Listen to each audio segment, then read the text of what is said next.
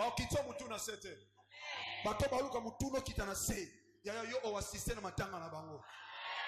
Olo assiste zo lela me ozo assiste zo kwa dore nzambe. Osika verse Bible lobi na circonstance nyonso na kumisa yo parce que toi qui as permis na kuta na makambo oyo yo yebiti na nini ya kufi oya ko sala no etumba na kanyango lelo lokola nganga nzambe na kombo na Yesu Masia Nazareth oya ko timolo libulu yo moka remplacer na libulu wana oya ko luka pasi na yo ya bana no ya mobali no ya mwasi na yo ya libota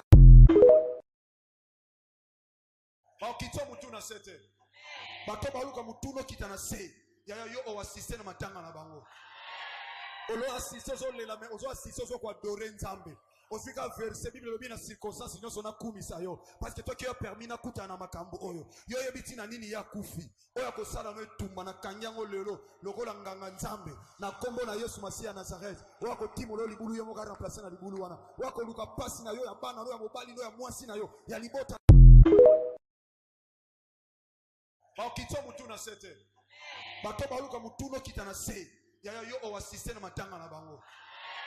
Olo assiste zo lela me ozo assiste zo kwa dore nzambe. Osika verse Bible lobi na circonstance nyonso na kumisa yo parce que toi qui as permis na kuta na makambo oyo yo yebiti na nini ya kufi oya ko sala no etumba na kanyango lelo lokola nganga nzambe na kombo na Yesu Masia Nazareth oya ko timolo libulu yo moka remplacer na libulu wana oya ko luka pasi na yo ya bana no ya mobali no ya mwasi na yo ya libota